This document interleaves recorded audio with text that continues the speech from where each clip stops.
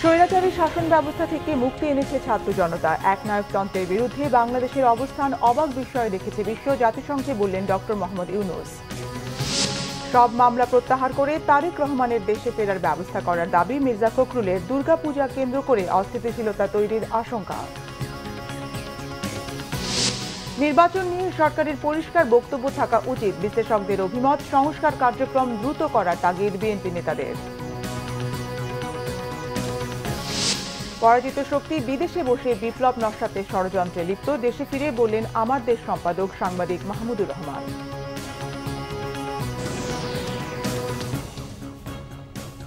দেখছিলেন crown cement সংবাদ শিরোনাম, এবারে বিস্তারিত। অন্তর্বর্তীকালীন সরকারের প্রধান উপদেষ্টা ডক্টর মোহাম্মদ ইউনূস বলেছেন, বাংলাদেশের ছাত্র জনতা দেশকে স্বৈরাচারী শাসন ব্যবস্থা থেকে মুক্তি এনে দিয়েছে। একনায়কতন্ত্রের বিরুদ্ধে বাংলাদেশের মানুষের অবস্থান বিশ্ব অবাক বিস্ময়ে দেখেছে। শুক্রবার প্রথমবারের মতো জাতিসংঘের সাধারণ পরিষদে দেয়া ভাষণে দেশের মানুষের গণতান্ত্রিক আকাঙ্ক্ষাকে বাস্তবে রূপ দিতে বিশ্ব সম্প্রদায়ের সমর্থন চেয়েছেন ডক্টর ইউনূস। জনগণের কাঙ্ক্ষিত রাষ্ট্র ব্যবস্থায় ফিরিয়ে দেয়াই অন্তর্বর্তীকালীন সরকারের উদ্দেশ্য বলে জানিয়েছেন প্রধান উপদেষ্টা। রোহিঙ্গা সমস্যা সমাধানেও বিশ্ব সম্প্রদায়ের প্রতি আহ্বান জানান তিনি। বিস্তারিত রকুনুজ্জামানের রিপোর্টে। Of the interim government of the People's Republic of Bangladesh, I request protocol to escort His Excellency. শুক্রবার নিউ ইয়র্কের স্থানীয় সময় সকালে জাতিসংঘের সাধারণ পরিষদের ৭৯তম অধিবেশনে ভাষণ দেন বাংলাদেশের অন্তর্বর্তীকালীন সরকারের প্রধান উপদেষ্টা অধ্যাপক মোহাম্মদ ইউনূস। ভাষণের প্রথমেই একনায়কতন্ত্র, নিপীড়ন, বৈষম্য, অবিচার ও দুর্নীতির বিরুদ্ধে জুলাইয়ের ছাত্র যুব অভ্যুত্থানের কথা উঠে আসে প্রধান উপদেষ্টার বক্তব্যে। সারা পৃথিবী অবাক বিস্ময়ে দেখেছে কিভাবে সমগ্র বাংলাদেশের মানুষ একনায়কতন্ত্র, নিপীড়ন, বৈষম্য, অবিচার ও দুর্নীতির বিরুদ্ধে রাজপথ ও সামাজিক যোগাযোগের মাধ্যমে দৃঢ়ভাবে রুখে দাঁড়িয়েছিল। আমাদের ছাত্র জনতা তাদের অদম্য সংকল্প ও প্রত্যয়ের মাধ্যমে একটি স্বৈরাচারী ও অগণতান্ত্রিক শাসন ব্যবস্থা থেকে আমাদের মুক্তি এনে দিয়েছে।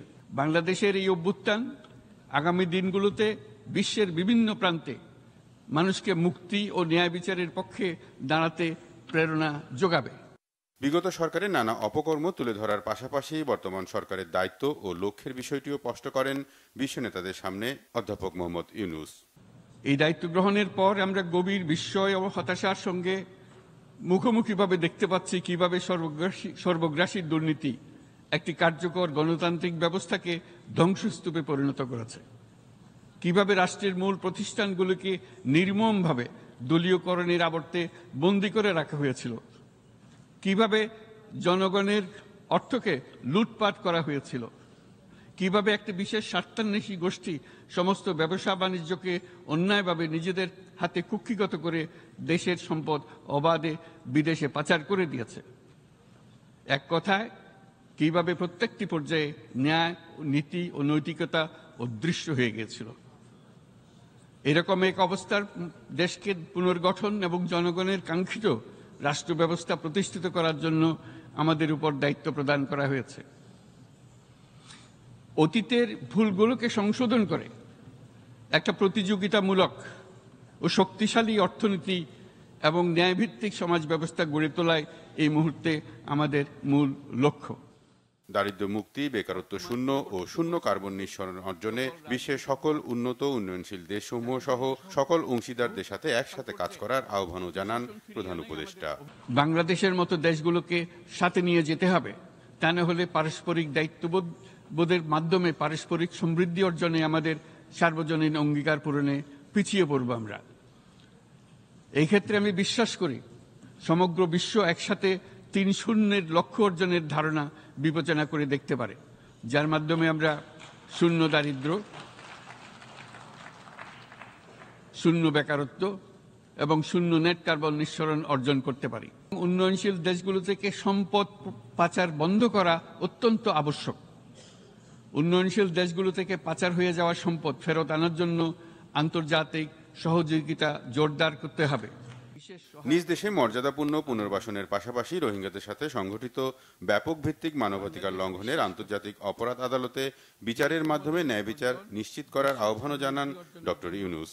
আমরা রোহিঙ্গাদের জন্য মানবিক সহায়তা কার্যক্রম চালু রাখা এবং তাদের টেকসই প্রত্যাবর্তন নিশ্চিত করার উদ্দেশ্যে আন্তর্জাতিক সম্প্রদায়ের পর্যাপ্ত সহায়তা অব্যাহত রাখার আহ্বান জানাচ্ছি। রোহিঙ্গাদের সাথে সংগঠিত হওয়া ব্যাপক ভিত্তিক মানবাধিকার লঙ্ঘনের জন্য আন্তর্জাতিক বিচার আদালত এবং আন্তর্জাতিক অপরাধ আদালতে চলমান বিচার প্রক্রিয়ার মাধ্যমে ন্যায় বিচার নিশ্চিত করাও সমানভাবে গুরুত্বপূর্ণ।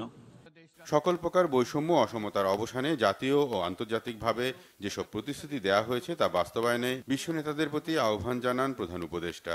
শান্তি, নিরাপত্তা ও ন্যায় বিচার প্রতিষ্ঠা ও সম্পদের সুষম বন্টনের মাধ্যমে সকলের অন্তর্ভুক্তি নিশ্চিত করার আহ্বানও জানান প্রধান উপদেষ্টা অধ্যাপক মোহাম্মদ ইউনূস। জেনারেশন জি। রুকুনুজ্জামান, বাংলা ভিশন, ঢাকা। কাশ্মীরে ভারতের অমানবিক আচরণ এবং নৃশংসতা মেনে নেবে না পাকিস্তান। জাতিসংঘের ৭৯তম সাধারণ অধিবেশনে দেয়া ভাষণে এমনটি বলেন পাকিস্তানের প্রধানমন্ত্রী শাহবাজ শরীফ। শুক্রবার দেয়া ভাষণে শাহবাজ বলেন, বিশ্ব ব্যবস্থা আজ ভয়ঙ্কর চ্যালেঞ্জের মুখোমুখি হয়েছে। গাজায় শুধু যুদ্ধ নয়, নিরীহ বেসামরিক মানুষকে পরিকল্পিতভাবে হত্যা করছে ইসরায়েল। ভাষণে পাকিস্তানের প্রধানমন্ত্রী ভারত নিয়ন্ত্রিত কাশ্মীরকে গাজা পরিস্থিতির সঙ্গে তুলনা করেন। বলেন, কাশ্মীরেও মানুষ স্বাধীনতা ও অধিকারের জন্য সংগ্রাম করছে, সেখানে বেড়েই চলছে ভারতের আগ্রাসন। তাদের উচিত জম্মু ও কাশ্মীরের সাধারণ মানুষের স্বাধীনতা ফিরিয়ে দেয়া। পাকিস্তানের প্রধানমন্ত্রী হিসেবে জাতিসংঘের সাধারণ পরিষদে দ্বিতীয়বারের মতো ভাষণ দিলেন শাহবাজ শরীফ। কোনো টালবাহানা না করে তারেক রহমানের সমস্ত মামলা প্রত্যাহার করে তাকে দেশে ফেরানোর ব্যবস্থা করার দাবি জানিয়েছেন বিএনপি মহাসচিব মির্জা ফখরুল ইসলাম আলমগীর। শুক্রবার গাজীপুরের কাপাসিয়া সরকারি পাইলট উচ্চ বিদ্যালয় মাঠে বিএনপি স্থায়ী কমিটির সাবেক সদস্য আসাম হান্নান শাহর মৃত্যুবার্ষিকী উপলক্ষে আয়োজিত স্মরণ সভায় প্রধান অতিথির বক্তব্যে তিনি এই দাবি জানান। মির্জা ফখরুল বলেন, অবাধ নিরপেক্ষ নির্বাচন দিয়ে দেশে নির্বাচিত সরকার গঠনের ব্যবস্থা করতে হবে, সেই সরকার দেশ চালাবে। এজন্য যত দ্রুত সম্ভব দেশের প্রশাসনকে সংস্কার করে নির্বাচনের উপযোগী করার তাগিদ দেন তিনি। বিএনপি মহাসচিব অভিযোগ করেন, এখনো আওয়ামী লীগ বিভিন্ন ষড়যন্ত্র করছে। দুর্গাপূজাকে কেন্দ্র করে তারা দেশে অস্থিতিশীল পরিবেশ তৈরি করতে পারে বলেও আশঙ্কা প্রকাশ করেন তিনি। সনাতন ধর্মাবলম্বীদের অভয় দিয়ে বিএনপি মহাসচিব বলেন, দেশের মানুষ তাদের পাশে আছে। একটা যৌক্তিক সময় আমরা অবশ্যই দেব। যৌক্তিক সময় মানে এই না যে তা অনেক বেশি সময় নিয়ে আমাদেরকে পূর্বের অভিজ্ঞতার মতো অন্য কিছুর মধ্যে চলিয়ে দেবেন, সেটা পারা যাবে না। যত দ্রুত নির্বাচন করা যাবে ততই দেশের জন্য মঙ্গল হবে। কোন রকম টালবাহানা আমরা সহ্য করব না। আমি পরিষ্কার করে আজকে এই সভা থেকে বলতে চাই যে সমস্ত মামলা প্রত্যাহার করে অবিলম্বে জনাব তারেক রহমানকে দেশে ফিরিয়ে আনার ব্যবস্থা করা হোক। একই সঙ্গে যত মামলা আছে এই সরকার, আওয়ামী লীগ সরকার আমলে করা হয়েছে, আমাদের ছাত্র দল, যুব দল, স্বেচ্ছাসেবক দল সহ মূল দল সহ সমস্ত মামলাকে অবিলম্বে প্রত্যাহার করতে হবে। রাজনৈতিক বিশ্লেষক ও বিএনপি নেতারা বলেছেন, সরকারের উচিত অবিলম্বে নির্বাচনের সময় নিয়ে রাজনৈতিক দলগুলোর সাথে আলোচনা এবং নির্বাচনের সময় নির্ধারণ করা। এর আগে নির্বাচন কমিশন সহ যেসব প্রতিষ্ঠান সংস্কার জরুরি সেগুলো দ্রুত শেষ করা। আরও জানাচ্ছেন জাহাঙ্গীর আকন্দ। রয়টার্সকে দেয়া সাক্ষাৎকারে 18 মাসের মধ্যে নির্বাচনের কথা বলেছেন সেনাপ্রধান জেনারেল ওয়াকারুজ্জামান। তার এমন বক্তব্যকে বেশ ইতিবাচক হিসাবে দেখছেন রাজনৈতিক বিশ্লেষক ও বিএনপি নেতারা। তারা বলছেন, সংকট উত্তরণে এবং দেশকে গণতন্ত্রে ফেরাতে সেনাপ্রধানের ভূমিকা প্রশংসনীয়। রাজনৈতিক বিশ্লেষক এবং বাংলাদেশ পাবলিক সার্ভিস কমিশন পিএসসির সাবেক সদস্য অধ্যাপক ডক্টর আশরাফুল ইসলাম চৌধুরী মনে করেন, নির্বাচন নিয়ে সরকারের পরিষ্কার বক্তব্য থাকা উচিত। আলোচনায় বসা দরকার রাজনৈতিক দলগুলোর সাথে। আমরা কিছুটা তো ধারণা করতে পারলাম যে হ্যাঁ, কবে নাগাদ বলটা গড়িয়ে গড়িয়ে একটা তার গন্তব্যে যাবে, গোলপোস্টে কবে ঢুকবে।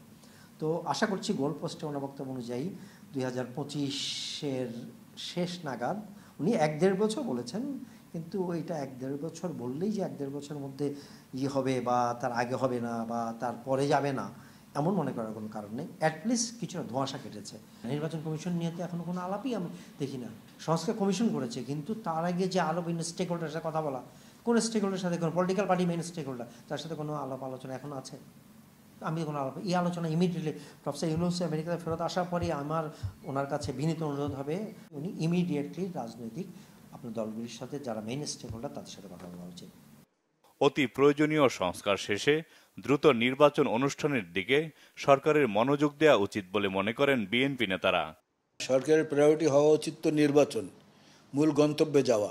আমাদের চিন্তাটা হচ্ছে এরকম যে সরকার যদি সংস্কারগুলোর মূল প্রতিপাদ্যগুলোকে ধরে কিছু অংশ এগিয়ে নিয়ে যায়, পরবর্তী অংশের দায়িত্বটা কিন্তু নির্বাচিত সরকারের উপরে পড়ে। কারণ ওই নির্বাচিত সরকারের জবাবদিহিতাটা কিন্তু বেশি।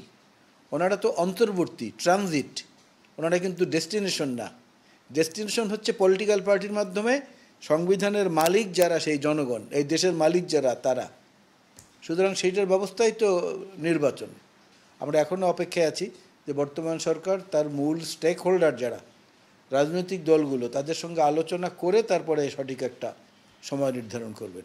বিএনপি সরকারকে সময় দিতে চায়, একটা যৌক্তিক সময়ে নির্বাচন হওয়া উচিত বলে আমরা মনে করি। 1 বছর সময় যথেষ্ট।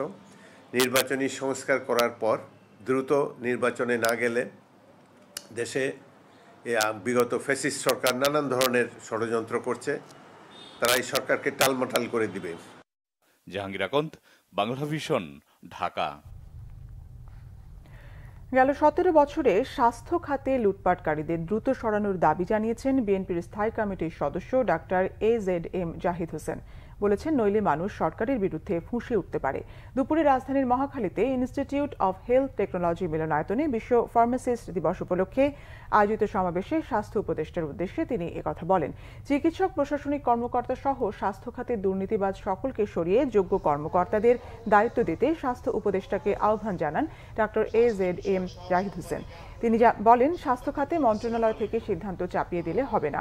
এটি টেকনিক্যাল সেক্টর, এখানে স্বাস্থ্য অধিদপ্তরের পরামর্শে কাজ করতে হবে।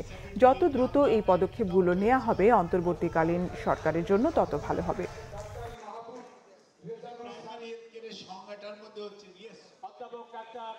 সরকার যে কচ্ছপ গতিতে এই স্বাস্থ্য অ্যাডভাইজার এবং স্বাস্থ্য সচিব এগুচ্ছে, যারা দুর্নীতির সাথে সম্পৃক্ত ছিল, যারা অত্যাচার নির্যাতনের সাথে সম্পৃক্ত ছিল, 17 বছর স্বাস্থ্য ব্যবস্থাকে কুড়ে কুড়ে খেয়েছে, লুটে পুটে খেয়েছে, তারাও আজকে অধিদপ্তরে মন্ত্রণালয়ে বাসা বেঁধে বুক ফুলিয়ে চলছে।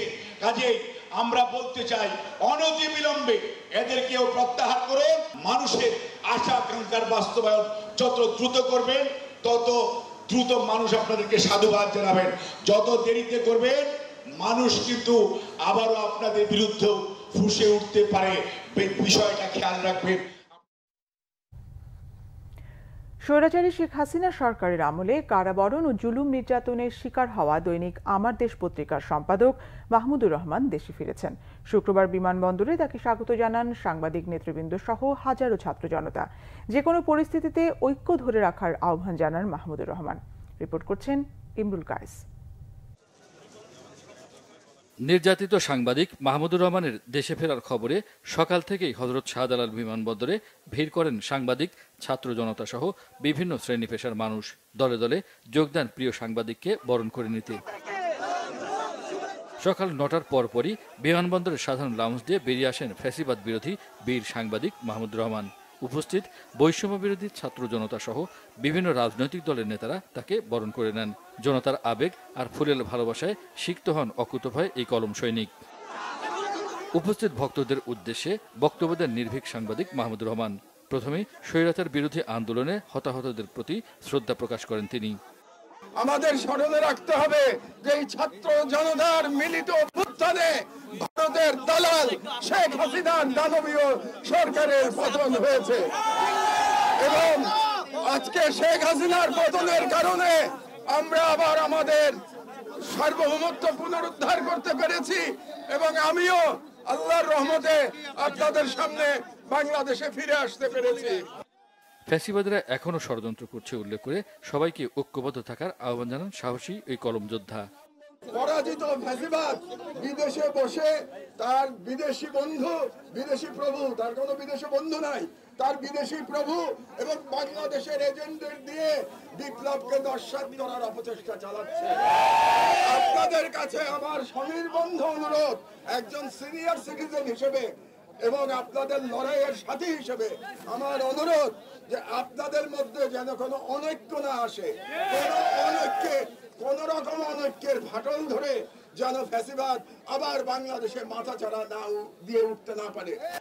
বক্তব্যের এক পর্যায়ে অসুস্থ মায়ের কথা বলতে গিয়ে আবেগ আপ্লুত হয়ে পড়েন তিনি। আমার মা গুরুতরভাবে অসুস্থ, তিনি 6 বছর একাকী জীবন যাপন করতে বাধ্য হয়েছেন, এখন জীবন মৃত্যুর সন্ধিক্ষণে তিনি হাসপাতালে আছেন। স্বৈরাচারী শেখ হাসিনা সরকারের সময় সাংবাদিক মাহমুদুর রহমানের বিরুদ্ধে সারা দেশে ১২৪টি মামলা হয়েছিল। ২০১০ সালের জুনে প্রথম দফায় আমার দেশ পত্রিকা বন্ধ করা সহ সম্পাদক মাহমুদুর রহমানকে আটক করা হয়। দ্বিতীয় দফায় ২০১৩ সালের ১১ এপ্রিল আমার দেশ বন্ধ করে মাহমুদুর রহমানের বিরুদ্ধে দেওয়া হয় বিভিন্ন মামলা। রিমান্ডে নিয়ে চালানো হয় অমানবিক নির্যাতন। পরবর্তীতে এক মামলায় মাহমুদুর রহমান এবং তার স্ত্রীকে ৭ বছর কারাদণ্ড দেন আদালত। এরপরই তাকে দেশ ছাড়তে বাধ্য করে ফ্যাসিবাদী আওয়ামী লীগ সরকার। স্বৈরাচারী সরকারের দমন নির্যাতনের শিকার হয়ে দীর্ঘদিন দেশের বাইরে ছিলেন আমার দেশ সম্পাদক মাহমুদুর রহমান। আজ তিনি দেশে ফিরে আসলেন এবং তাকে শাহজালাল আন্তর্জাতিক বিমানবন্দরে হাজার হাজার ছাত্র জনতা বরণ করে নিলেন। তিনি সবাইকে ধৈর্য ধরার কথা বলেছেন এবং বলেছেন তার বিরুদ্ধে যে মামলাগুলো আছে সেগুলো তিনি ব্যক্তিগতভাবেই মোকাবেলা করবেন। ইমরুল কায়েস, বাংলা ভিশন, ঢাকা। নিত্যপণ্যের বাজারে অস্থিরতা কমছেই না। 2 সপ্তাহের ব্যবধানে মুরগির দাম বেড়েছে কেজি 33 টাকা। প্রতি ডজন ডিম কিনতেও ভোক্তাদের গুনতে হচ্ছে 160 টাকা পর্যন্ত। ইলিশ সহ সব মাছের পর্যাপ্ত সরবরাহ থাকলেও দাম সাধারণ নাগালের বাইরে। শুভ মাহফুজের রিপোর্ট। সরকার পরিবর্তনের শুরুর দিকে ব্রয়লারের দাম 220 থেকে 150 টাকা আর সোনালির দাম নেমে আসে 320 থেকে 220 টাকা। কিন্তু সিন্ডিকেটে দৌরাত্ম্য না কমায় আবারও বেড়েছে দাম।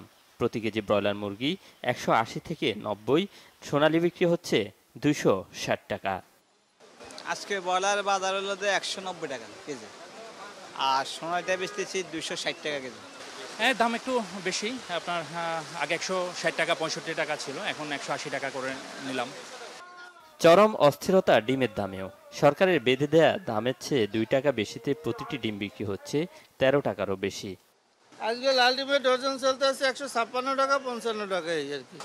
বাজারে অন্যান্য সব মাছের পাশাপাশি রয়েছে ইলিশের পর্যাপ্ত সরবরাহ, তবুও দাম নেই সাধারণ মানুষের নাগালের মধ্যে। মাছের আমদানি কম, মাছ কম, আবার ইন্ডিয়ার মাছ জায়গা এলে মাছ আরো কমেছে, মানে কিছু কষ্ট হইল। ইলিশ 15 থেকে 1600 17 টাকা কেজি, ভালোটা আরো বেশি দাম, আমরা দ্বারা সম্ভবই না। এদিকে 50 টাকার নিচে মিলছে না কোনো সবজিও। সরকার পরিবর্তনের পরও নিত্যপণ্যের দাম না কমায় হতাশ নিম্ন ও মধ্য আয়ের মানুষ। আমি আমার পরিবার নিয়ে মানে খেয়ে থাকতে পারি না। আগে গত 7 দিন যাবত আমি বাজার করি না, আমি শুধু আলুর ভর্তা ডাল খেয়ে 7 দিন কাটাইছি। জিনিসের দাম তো কোনোটাই আমি কোনো প্রভাব দেখতেছি না, আগের মতো মনে হচ্ছে সব যে যার মতো ব্যবসা করছে, যার মতোই চলছে, আমরাও কিনছি, ওইভাবে কোনো নিয়ন্ত্রণের কিছু নাই। প্রথম হয়তো বা কয়েকদিন দেখা যায় ছাত্র বৈষম্য যারা ছিল তারা হয়তো আইসা একটু ফলো আপ করছে, এখন তো মনে তাও করে না। আর আসলে সিন্ডিকেট যদি না ভাঙা যায় তাহলে কোনো রকমের কোনো কিছু হবে না।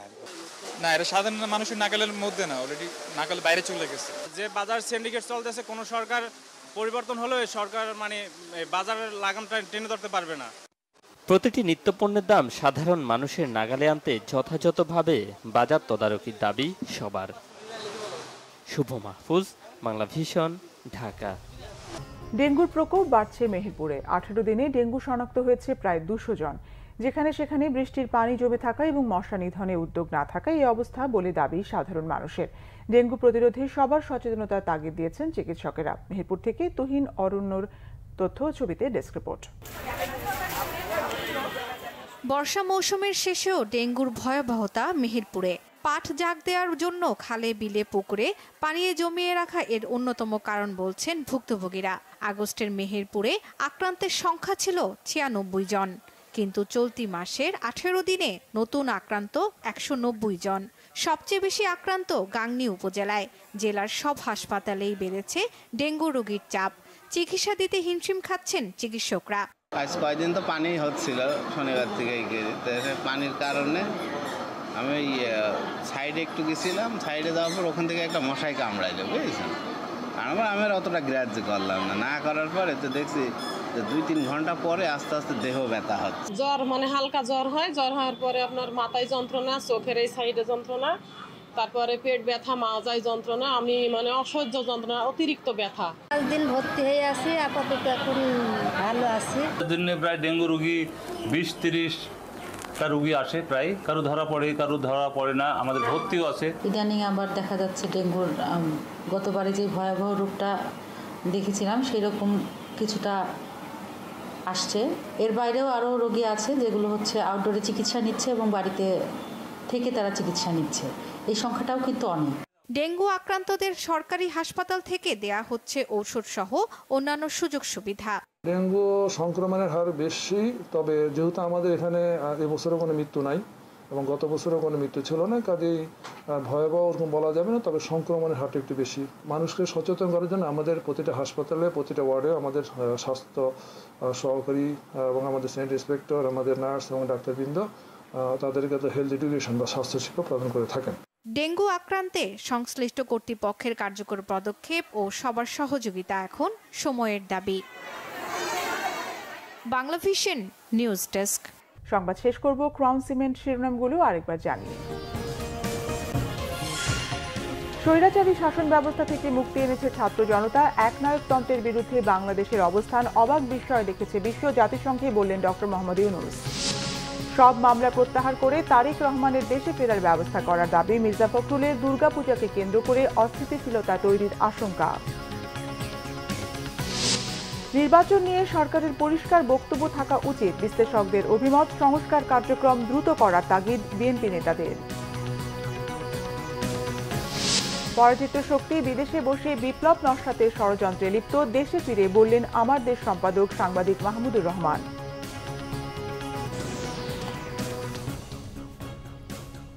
এই ছিল এখনকার মতো, পরের সংবাদ সকাল 10টায়, এর আগে 9টায় রয়েছে নিউজ টপ 10 দেখার আমন্ত্রণ রইল। এছাড়া বাংলা ভিশন সংবাদ ও সংবাদ সংশ্লিষ্ট অনুষ্ঠান দেখতে ভিজিট করুন www.bbnews24.com ও facebook.com/banglavisionnews এবং সাবস্ক্রাইব করুন youtube.com/banglavisionnews। ধন্যবাদ।